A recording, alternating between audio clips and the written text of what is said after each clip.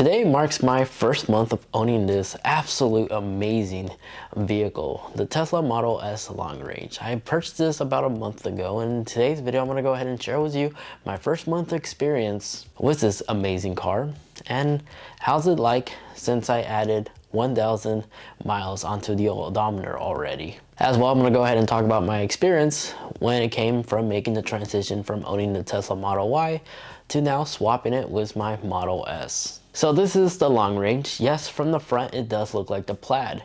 Even from the back it actually resembles the Plaid as well.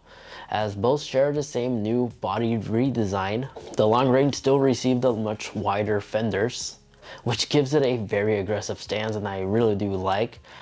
Wider tires are also involved, and many people mistaken this to be the Plaid, especially once you look at the interior. The only ways you could tell the Plaid from the Long Range is by looking at the rear. If there's a spoiler, it's a Plaid. Since this one does not, this is a Long Range. And the Plaid also says Plaid on the hatchback. The 19-inch wheels you see on mine, the Tempest wheels, are the same wheels that are also available on the Plaid.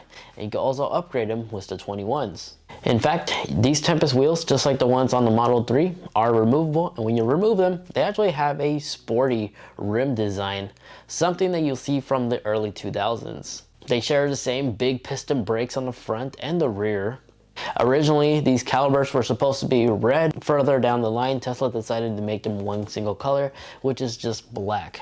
I did recently saw one of the early developments prototypes of the Plaid not too long ago in the Bay Area, and actually had the red calipers. And then both the Long Range and the Plaid, yes, do indeed share the same yoke design steering wheel. But although this is the Long Range version, this thing is still insanely powerful and insanely quick. As for my personal experience, 1 second I'm doing highway speed, and then the next second while doing a safe pass, I'm already doing 120 miles per hour in Mexico without even trying. This thing is insanely powerful and quick. Tesla does list the Long Range Tesla Model S to have 670 horsepower, but something tells me they're underlisting the power. I'm pretty sure this thing has a lot more. As a fine example, for my previous experience, the Model Y Performance, the one I used to own, was listed on Tesla's website to have 456 horsepower.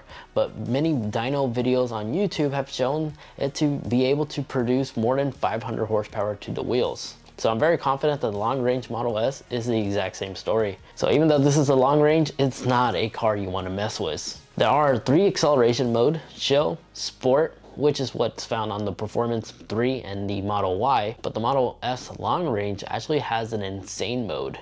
And then if you look closely, it also has a drag strip mode, which actually will make the Long Range go into Cheetah mode, just like the Model S Plaid. The Long Range is listed to be able to do a 0-60 in 3.1, and there's video footage of it doing a quarter-mile time in the 10 seconds, which is insanely quick for a sedan. That's on par with other high-end performance sedans, as well as high-end performance supercars. Everything in the settings is fully customizable, including the suspension, as there's a lot of data and such you can view right here on the display. So this information you see here is stuff that you expect to see in the high-end performance car. Now, Autopilot in the Model S Long Range and these new redesigned ones, it's much more confident than it was on even on my Model Y as a fine example.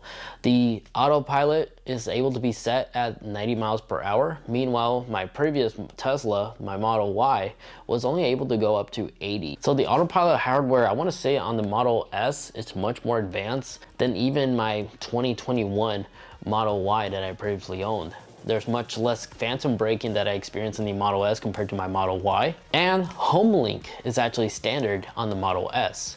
This was a $300 upgrade for the Model 3 and the Model Y. I'm glad to inform you, even though the car is obviously more expensive, HomeLink is actually standard. Other notable things that come standard on the Long Range is the aluminum pedals. No longer do they come with the plastic ones. This one actually comes equipped with the high performance pedals, just like the Plaid version Model S. And then of course the Pano Roof, glass roof looks absolutely amazing. There's no structure beams or anything like that in the middle. It literally is just a glass top. and it's really dark from the outside too. So it's really hard to see inside from the outside, which is great. Nice privacy, and it's using Tesla's special UV protection, so it really doesn't really hold any heat inside the interior. You don't even feel the heat waves from the sun. So yes, the Model S is indeed a hatchback. It's not a crossover SUV or anything like that, which means there's plenty of space. It's able to sit 4 people very comfortably, and there's a center row seat in the back for a 5th passenger if needed. The cargo space, the trunk space is extremely spacious. And then since it's an EV, there's little compartments, deep compartments right here on the bottom floor, so you can store additional items you don't want to roll around back here. And there's even additional compartments on the side, as well as this little cubby right here where you could leave like cleaning supplies or first aid kits and stuff like that. So there's a lot of space back here. And in addition to that, you also still have the frunk, where I typically would store like to-go food and stuff like that to keep smelly stuff away from the interior of the vehicle. So space is never an issue back here. I like the fact that the hatchback is also automatic. You can open it with the touchscreen in the center display, or you could tap the little button back here to open it up and close it. And you can also operate the trunk in the hatchback with the Tesla app on your mobile device. Now, cargo cover is included with the Model S, and it's also made out of Alcantara, which is a really nice soft material, stuff that you'll expect to find on a very high-end sport car. And you could easily take this off if you want to fold down the seats, which you could do from the back here, since there's buttons right here so you can fold these seats down. And there's also buttons on the seat itself, so you can actually fold them down in the passenger side as well. Now, when folded, Tesla did market this thing to be able to hold one massive mountain bike back here with the wheels attached. So this should give you a general idea how much space there is back here. So yes, even though the fenders are much wider than before, unlike the Model Y, PPF is already included on these part right here. Typically, this is a general area where rock chips and stuff like that will make contact from the wheels when driving on the highway. So this will actually start scraping your car. It's good to know that this is another included accessory that's from the factory, is PPF is indeed included on the Model S, which is great because these fenders are absolutely massive than ever before. Now, continuing to compare things from my Model Y to the Model S, I like these door handles much more than the Model Y. My passengers never once complain or question me how did they get in the vehicle, because the Model Y require like some weird push in and pull out mechanism. This one, you just simply pull out the handlebars, and they do come out automatically as soon as you approach the vehicle. If you have the key fob or your smartphone is linked to your vehicle, as soon as you get close to the car, it'll simply just open up, which is very welcoming. And if it doesn't pop up automatically, you can just press in and the door handle will pop out. And once they flush back into the body, they look absolutely fantastic, especially when you're driving down the highway.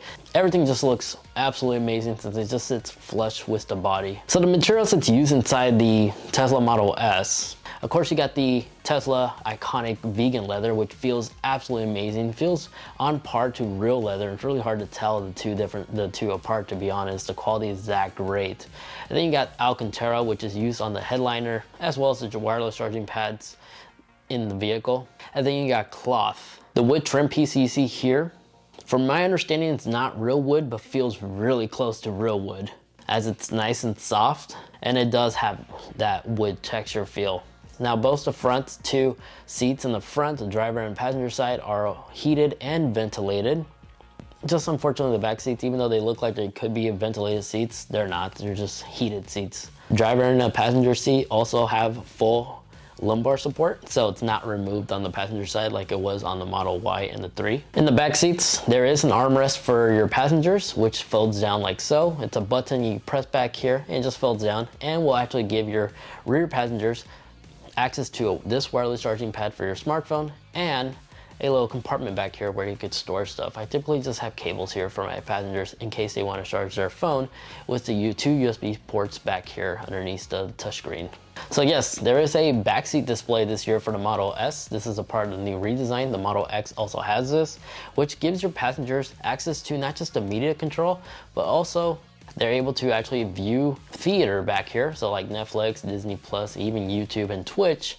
So as you're driving along on a long road trip, your passengers can stay entertained while watching something on Netflix or other streaming providers that are supported. Your rear passengers also have climate controls of their very own, as there is a tri-climate control system inside the Model S. So everybody's able to have their own separate temperatures. driver and passenger, as well as your rear passengers in the back. It is continuing to use the ventless design that you'll find on the Model 3 and the Model Y. The air vents are stealthily placed around the display and actually does a fantastic job flowing the air to the rear passengers. And it's all controlled in the exact same way, where you can actually use the touchscreen to actually adjust the air vents just like so. And in terms of cup holders, there's plenty of cup holders back here. And passengers have access to 4 cup holders, 1 on each door, and then 2 right here in the center with this armrest folded down. Now back at the front section of the vehicle, there's a lot of storage back here, especially in this newly redesigned center console,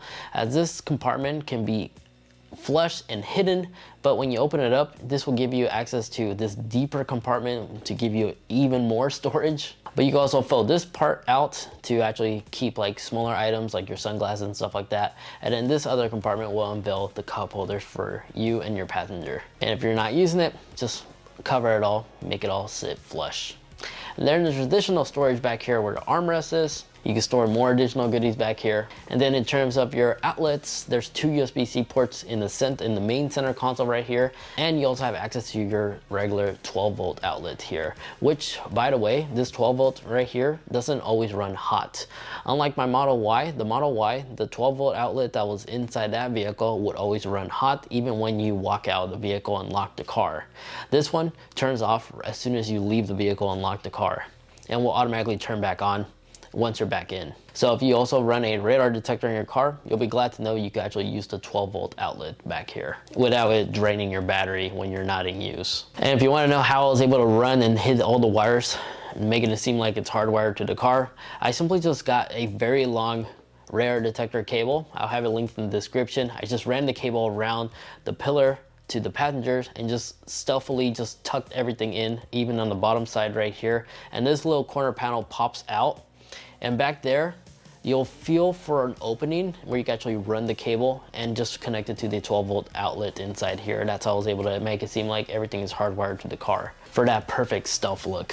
The sun visors are normal size sun visors, nothing out of the ordinary. Again, that texture is Alcantara, and the mirror is right there, and it also illuminates very nicely. The map lights are easy to access. You could either use the touchscreen, or you could actually press and it will just illuminate and turn on just like so. Now the speaker setup, the sound system setup found in the Model S is absolutely amazing. I thought the sound system on the Model Y was great. This one's even better. It's a 960 watt, 22 speaker sound system setup, which actually has active noise canceling hardware inside the Model S. But as of right now, the active noise cancellation is still disabled until a future update to enable this feature. Even by itself, the isolation that the Model S is able to provide is just mind-blowing. The cabin is always extremely quiet. So when you combo that with an excellent sound system, this thing sounds absolutely amazing. You will not be disappointed. In fact, the sound system continues to get better and better, because after the first month of owning this thing, I already received 2 updates that gave us more abilities to not just adjust the woofer this time, the sub, in the EQ setting, but now we also have additional settings down here where you can actually adjust the sound even more. So the sound system, it just continues to get better in the Model S, to be honest. And trust me, when I say this sound system sounds absolutely amazing, I've actually driven the brand new Cadillac Escalade, and that one had an insane sound system to begin with, and I'm proud to say that this one sounds even better. And that Cadillac had speakers on the headrest. This one doesn't need it. Now, in terms of driving the Model S with the yoke steering wheel, honestly, it's really hard to describe the driving experience. I mean, from the driver's point of view, this view looks insane. It feels like I'm driving something from like a sci-fi film, actually like something from Cyberpunk, actually, come to think about it. It feels so futuristic driving this car, especially when you enable Autopilot. Seeing how the steering wheel steers on those twisty roads is just mind-blowing. But I have to admit, the first week of driving this thing took a lot of practice, but over the first and second week, I got the muscle memory down when I'm able to use the yoke steering wheel efficiently, make those quick U-turns and stuff like that without feeling awkward. I'm able to back up into parking spaces a lot quicker as well, without like accidentally grabbing like the top missing part of the steering wheel. So in other words, it's a learning curve. Just give it time and you'll easily adapt with the yoke steering wheel. Honestly, I don't have any complaint with the yoke steering wheel anymore. I actually do like the fact that all the buttons, all the important stuff like your turn signals, high beams, windshield wiper controls are right here, a finger distance away from quickly activating it, instead of having to take your hand off the wheel to activate something on the column. Since there's literally nothing on the column on the steering wheel, so all your levers and stuff like that are all located right here on the steering wheel. A lot of people don't know this, but a lot of like F1 cars and stuff like that, they usually have everything like a finger distance away to have quick access to these type of things when maneuvering your car. So like a Ferrari as a fine example, all the important controls are right here on the wheel. The Tesla has the same thing. Just the only thing I'm not a huge fan of is the turn signals. I kind of wish the turn signal had like the left side on the left and the right side on the right.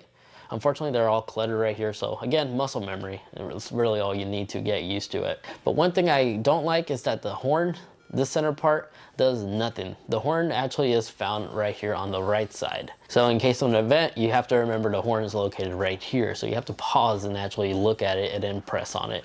Again, I think this is just muscle memory that's gonna have to take place for me to actually adapt and quickly get used to it. The reposition of the horn. It is said on Tesla's website that if you smash the right side of the wheel, like all the buttons at once, this will also toggle the horn. I tried this, it doesn't do anything, so this is possibly a future update coming out in the near future. And then to enable Autopilot, which Autopilot is standard on the Model S, you could update with a software if you want the full self-driving later on, or you do the subscription, which I plan on doing in the near future. But to enable Autopilot, you simply just tap on the right side scroll wheel. Just the scroll wheel is missing some features I noticed compared to my Model Y. The Model Y, if I tap right or left, I could actually adjust the distance between the car in front if I wanted to be 2 car length away or 3. As the time making this video, the clicking left or right doesn't do anything. Again, hopefully in the near future, Tesla adds it for the Model S. But again, back to the subject of the yoke steering wheel. Don't listen to what the journalists are saying, all the negativity and stuff like that the press has been putting on the yoke steering wheel. From a real owner perspective and from other Model S owners that I spoke to who also drive the redesign, it's all muscle memory. Everybody will just naturally adapt. It does feel like I'm driving a log at times because it is really wide, but it's actually really comfortable, especially during long road trips. It's so comfortable to just have your hands rested like this on the steering wheel. Every time my passengers see it, they're always wild and fascinated. And I wouldn't blame them. Again, it just looks so sci-fi, and as me being a geek, I love it. Especially when you combo that with the Tesla air vent-less design. Again, it just makes everything just look absolutely futuristic. Now, the new 17-inch display looks great, especially when you're watching a movie and stuff like that. The resolution is on par to like a 4K TV in my opinion. Viewing content on this screen looks great, especially from the rear seat point of view, because their little mini display will also mirror whatever is playing on the display. And then of course, if you're wondering how you adjust the air vents, it's just like the Model 3 and the Model Y. It's all digitally controlled right here and will actually save to your profile, so you don't have to constantly readjust whenever somebody else adjusts your air vents. You have the important features like dog mode, camp mode, and keep. And most importantly, you have biodefense mode is found on the Model S. Biodefense mode is perfect in case the air quality isn't clean outside. This will purify the air inside the vehicle. Now, putting this car in drive, there's 3 different ways to do it. You can either get in the car, put your foot on a brake, and this little slider will pop up. Just swipe your finger forward if you want to go forward, swipe it back if you want to go back, and tap the top if you want to put the vehicle in park. And then you also have the Tesla auto shift out of park feature. When this is enabled, this will actually let the car utilize its cameras, and if it sees a wall in the front or the back, it will automatically select to the opposite direction so you don't hit that wall. This works 90% of the time. I simply just get in my car, put my foot on the brake, and the car already knows what direction we should be driving. Then of course you have the override method, which you can actually toggle by putting your foot on the brake and just tap right here where the hazard lights are. You could barely see it, but there's park, reverse, and neutral, and drive right here. And if you keep tapping it, it'll allow you to override the entire system. So you can also select the vehicle in the driving position this way as well. Now, the performance, drive quality, and everything, it drives like a sedan, which isn't a bad thing. It drives like a high-end performance sedan. I'm able to make quick, fast turns. and it handles well, especially on the twisty roads. Now there are new gestures coming from the Model Y to the Model S. The important ones are basically this. To have quick access to the vehicle settings, you just simply swipe from this part of the screen to the center and it will just pop up like so. And you can also swipe it back to close it all. You still have the important gestures like the quick swipe down to navigate, make the navigation system to quickly navigate to work or home. The toolbar down here is fully customizable. You have access, you could just simply click and drag it like you would like on an iPhone or an iPad. You could drag windows around by simply just sliding left or right. And if you want to give your passenger media controls, you just tap this little arrow icon and it'll just literally swap it between the driver and the passenger side and vice versa. You have access to Sentry Mode on the car. So yes, this vehicle does have Sentry Mode as well as dash cam, which will store all that information inside the 128 flash drive, which you can find in the glove box. So it has all the bells and whistles that you'll find on the Model 3 and the Model Y. Just right now, at the time making this video, it's missing karaoke. I'm unable to find the karaoke in the music system. So hopefully I didn't miss something, but it doesn't have karaoke at the time making this video. But it does have Sirius XM, and this was actually added recently on a recent update. But now let's go back and talk about these 19-inch Tempest wheels. They're $4,500 cheaper compared to the 21s. In my opinion, these look great, especially now that they're black on black. And from my experience with the 21-inch wheels that I had on my Model Y, these are much more comfortable. And I don't have to worry about them ever popping in case I hit a pothole, because the sidewall on these ones are much wider, unlike the very narrow ones that my Model Y had. And since these are 19s, obviously, they're much cheaper to replace as well. So this is perfect for long-term ownership, which I plan on having this car for a very long time. And this being the Tempest wheel, even for the plaid option, the Tempest gives the vehicle maximum range. With these wheels, my car has an EPA to get up to 405 mile range under a single charge. And if you're concerned about the performance, there's videos on YouTube already of people drag racing the plaids, two plaids with the two different wheel options, and the end results are identical. So there's no noticeable performance loss whatsoever between the two different wheels. Now, if I do have any complaints about the Model S, basically this. I'm not a huge fan of the charging port that the Model S has. It's the same charging port that they had since the first generation Model S, as well as the taillights. The taillights to me look kind of outdated, especially when you compare it between the Model Y. The Model Y has like this nice even glow around. The Model S kind of has like a really old style, early generation of this illumination effect. If you see, it's like dotted. I don't know how to describe it. It just doesn't look as modern as I want it to. Another complaint that I have is I do like the fact that I'm able to raise the suspension on the go. If the suspension is airized, you could lower it and increase the height. And there's a quick access control right here. We can actually increase the height on demand in case you're going over a steep driveway or something like that. It's very convenient to have this feature enabled. I just, however, wish you could lock this feature like you can with the low. So I could lock the car to stay low at all time, but there's no lock ride height option. This would have been extremely perfect, especially recently on my recent road trip to Santa Cruz, where the roads were extremely bumpy and I already scraped a couple of times because the air rise kept going down to the medium height. And then in terms of Tesla quality controls, there are a couple issues, especially with the trim right here. It's not even. I'm probably gonna fix this myself. And then important thing to note, all the Model S's now come standard with the license plates, front license plate equipped. You can remove this. It's not drilled to the bumper or anything like that. It's held together by 3M. Just something I wanted to note. So just grab fishing line and a heat gun. You should be able to remove it. And then just use like rubbing alcohol or something to remove the leftover 3M adhesive. Other important things to also note is the Model S, the newly redesigned ones, actually get these blacked out Model S license plate brackets. It matches the black chrome that the Model S has. Mine didn't came with this when I picked it up. I had to go back to Tesla and tell them where's my frame. So if that happened to you, just call Tesla or just show up to their service department, tell them the situation that you're missing your license plate frame, and they'll just go ahead and give it to you. All in all, coming from the Model Y performance to the S, I really do like it. The 405 mile range makes a massive difference. For my personal needs, I do a lot of long distance highway driving from where I live. The previous Model Y was only rated at 305. And even when I was doing those long distance drivings, I always had to charge it. This one, I could do a round trip without needing to charge it whatsoever. And then, since the Model S has a much larger battery, it supercharges much quicker. because past 80%, when you're charging your battery, the charge rate decreases to make sure that the battery stays healthy. So with the Model Y, will fill up much quicker, so the charge rate will slow down. The Model S, I don't experience this. And then, unlike the Model Y, this actually came included with total of four keys. You get 2 key cards and 2 little miniature car versions of the Model S, which works like key fobs. And then of course, the Tesla app gives you access to additional features and functionality for your Model S. Like you have climate controls right here. You could pop open the front or the trunk right here remotely, unlock the vehicle, unlock the charge port, locate the car, remote start, enable bioweapon defense mode from your phone. You can do everything on this app, minus set a charge schedule. That still hasn't been innovated on the app just yet. Maybe in the near future, hopefully. But I like the fact that I can actually send directions from my smartphone to the car by simply just sharing the address, just like so. Tesla in the brand, I really do like this brand a lot.